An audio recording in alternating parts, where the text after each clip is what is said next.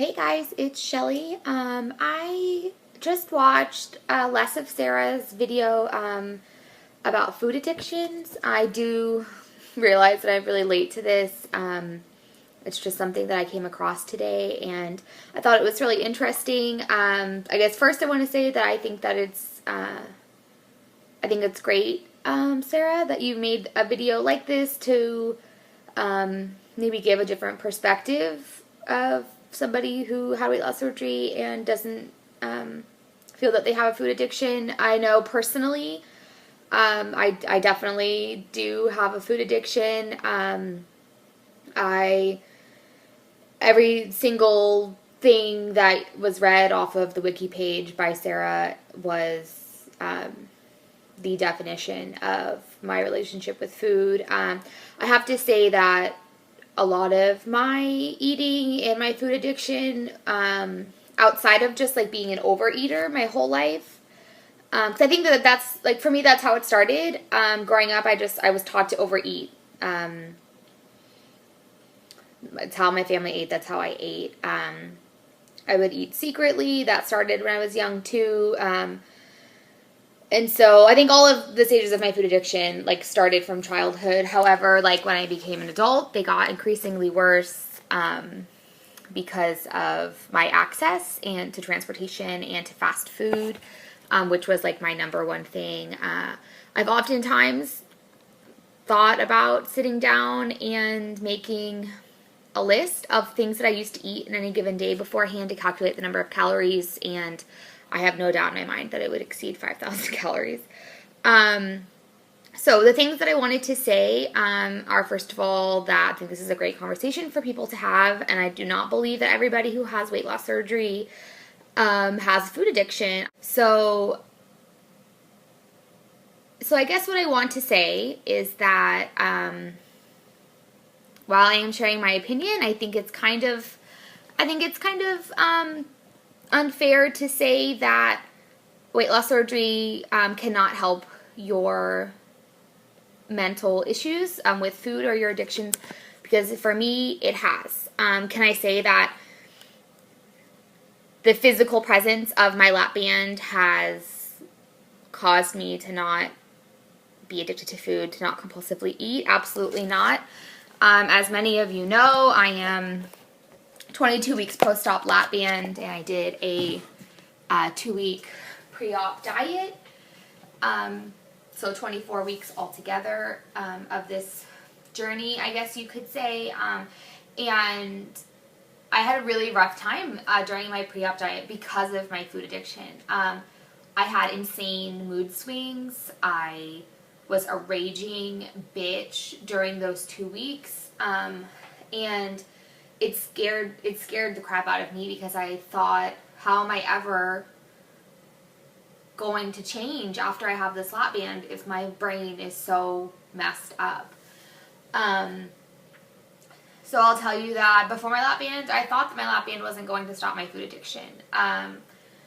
Post lap band, I'm not exactly sure. This is something I've thought of many times. It baffles my mind. I don't understand how the physical presence of my lap band alters my food addiction, but I can tell you that for me, it does. I believe that it has something to do with the combination of the preparation I did for my lap band, the research, the YouTube time that I've spent watching people to know what to expect and to anticipate. So the preparation, I think it has a lot to do with the commitment that I made. I'm sorry, I'm going to get emotional. The commitment that I made to myself when I had the surgery was a very serious commitment. I was, at rock bottom in my life, with my happiness. And so, by having the surgery, I was making this commitment that, could be, while highly unlikely, possibly life-threatening if something didn't go according to plan. But I knew that, I was making such a serious commitment. So I think that is another thing. And then I want to say that my success post-op to date has helped me tremendously. And while none of those things are therapy, none of those things are behavior modification treatment, none of those things are what you could say are traditional treatments for addiction. In many ways, my lap band was a treatment. I think when I consider the process of getting my lap band, I guess there's no better way for me to explain it. I feel like my first 2 weeks of my pre-op diet, I was detoxing. I don't know if you don't have any understanding of like how people go through drug treatment. For me, like that is the best analogy that I can make, is the 2 weeks were a mental detox and physical detox, because I physically wanted, I physically craved, I physically had emotional outbursts based on not being able to eat the foods that I wanted to eat, not being able to eat the quantity that I wanted to eat, and not having control of it. So I think that I could compare that to detox. I could, like, I guess I can't really, like, the physical surgery part is, like, doesn't really have an analogy or whatever, but, like, after, like, beyond that, actually, after my surgery was detox, too. It was detox with a threat of hurting your body. I have never been faced before with a threat of hurting myself if I did something wrong. After surgery, if I tried to eat something, I could seriously screw up my surgery. I could endanger my life if I had not followed the rules immediately after surgery. And that is a kind of pressure that I had never been confronted with beforehand. It was like, if I ate that cheeseburger, or 3 or 4 of those cheeseburgers, I knew that I was going to feel awful afterwards. However, I knew that I wasn't going to die. I knew that in the moment I wanted it, and there was no consequence other than depression afterwards, which I was very comfortable with.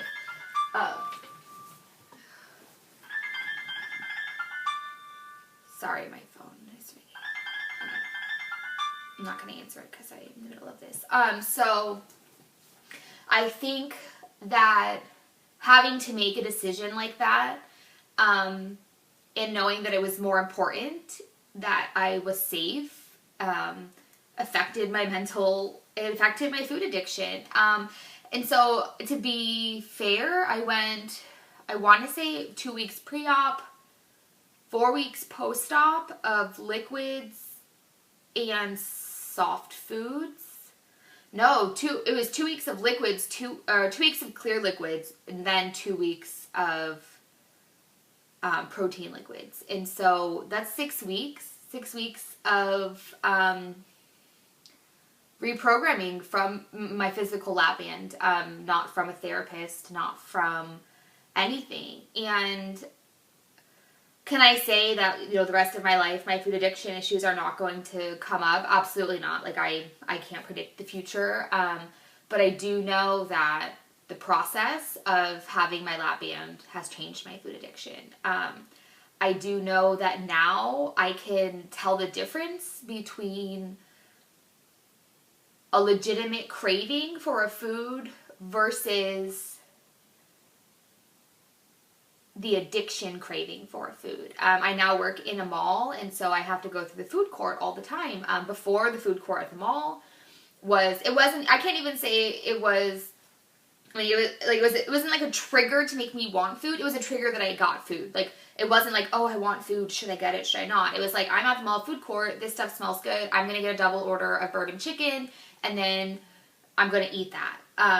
So now I walk through the mall on a very regular basis, and most of the time I have zero reaction.